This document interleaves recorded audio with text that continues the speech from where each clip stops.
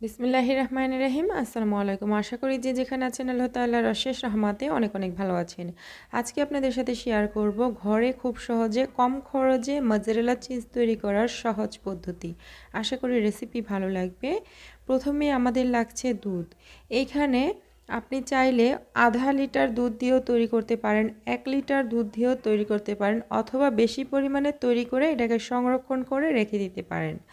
আমি এখানে প্রায় 1.5 থেকে 2 কেজির মতো দুধ এখানে ব্যবহার করেছি, বা 2 লিটারের মতো দুধ ব্যবহার করেছি। এখানে দুধটাকে চুলায় বসিয়ে 2 থেকে 3 মিনিট জাল দিয়ে নিয়েছি। যখন দেখা যাবে যে একটা হাত দিলে হাতে সহ্য করতে পারছে, মানে কয়েক সেকেন্ড আঙুলটাকে ধরে রাখা যাচ্ছে, সেই পরিমাণে গরম করে তারপরে এর মধ্যে দিয়ে দিলাম 3 টেবিল চামচ ভিনিগার আর 3 টেবিল চামচ পানি মিশিয়ে রেখেছিলাম। সেই পানিটাকে আমি এর মধ্যে দিয়ে দিয়েছি, দিয়ে তারপরে নেড়ে চেড়ে নিচ্ছি। কিছুক্ষণের মধ্যেই কিন্তু এই দুধটা থেকে চিজটা আলাদা হয়ে যাবে আর পানিটা আলাদা হয়ে যাবে। দুধটা কোনোভাবেই খুব বেশি গরম করা যাবে না, অথবা এটাকে বলক তোলা যাবে না, তাহলে কিন্তু দুধটা কেটে ছানা হয়ে যাবে, এই রকম চিজ হবে না বা মজেরেলা চিজ হবে না, ছানা হয়ে যাবে। তাই অবশ্যই দুধটা এমন গরম করতে হবে যাতে করে একটা আঙুল দিলে আঙুলে কয়েক সেকেন্ড ধরে রাখা যাচ্ছে আঙুলটা, সেই পরিমাণে। তো আমার এই চিজটা কিন্তু আলাদা হয়ে গেছে, দেখতেই পারছেন, আর পানিটা কিন্তু আলাদা হয়ে গেছে। তো ছানা হয়ে গেলে কিন্তু এই যে একসাথে হয়ে যাচ্ছে চিজগুলো, এরকম হতো না। তো আমি এটাকে পানি ঝরিয়ে নিচ্ছি, একটা চালনির উপরে রেখে দিয়েছি, পানিটা ঝরে গেছে। তো এখন আমি হাত দিয়ে চেপে চেপে পানিটাকে ফেলে দেব। তো এই চিজটা তৈরি করা খুবই সহজ, ঘরে খুব সহজে একদম কম সময়ে কম খরচে চিজটা তৈরি করা যায়। তো এখন আমি নিয়ে নিচ্ছি অন্য একটা বাটিতে কিছুটা কুসুম গরম পানি নিয়েছি, এর মধ্যে 1 চা চামচ লবণ দিয়ে দিয়েছি, দিয়ে তারপরে মিশিয়ে দিয়েছি। এখন এই চিজটাকে এর মধ্যে দিয়ে একটু নেড়ে চেড়ে আমি কয়েকবার এর মধ্যে ডুবিয়ে হাতে চেপে নিচ্ছি। এতে করে এই চিজটা একটু লবণাক্ত হবে। চিজ কিন্তু এমনিতে মজেরেলা চিজটা কিন্তু একটু লবণ লবণ হয়। তো এই লবণ পানির মধ্যে যদি এটাকে এইভাবে একটু ধুয়ে নেওয়া হয়, তাহলে এই চিজটাও একটু লবণ হবে। কয়েকবার একটু দিয়ে তারপরে আমি হাতে চেপে সম্পূর্ণ পানিটা যতটুকু সম্ভব ফেলে দিয়েছি।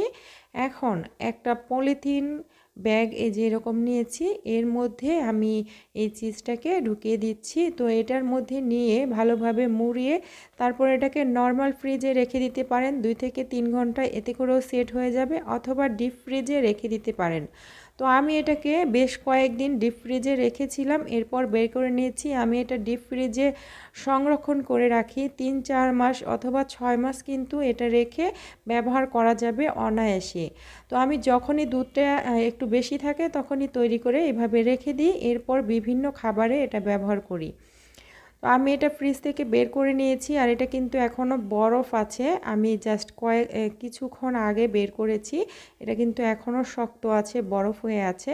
আমি ছুরি দিয়ে এটাকে কেটে নিচ্ছি।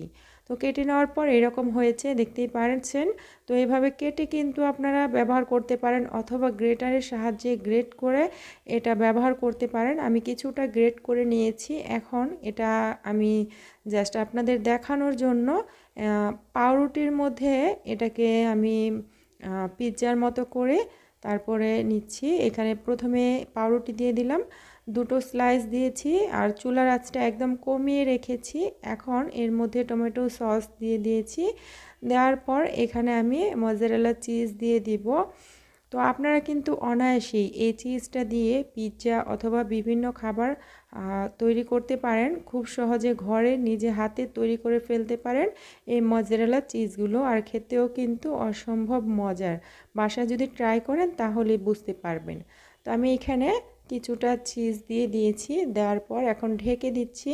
কিছুক্ষণ আমি ঢেকে রেখে দিব, যখন মেল্ট হয়ে যাবে তখন আমি ঢাকনা খুলে এটাকে ভেঙে দেখাচ্ছি কেমন হয়েছে। আমি বেশিক্ষণ সময় ধরে রাখিনি, জাস্ট কিছুক্ষণ রেখেছিলাম, আর এতেই কিন্তু মেল্ট হয়েছে। তো আমি একটা ভেঙে দেখাচ্ছি যে এটা কতটুকু চিজি হয়েছে।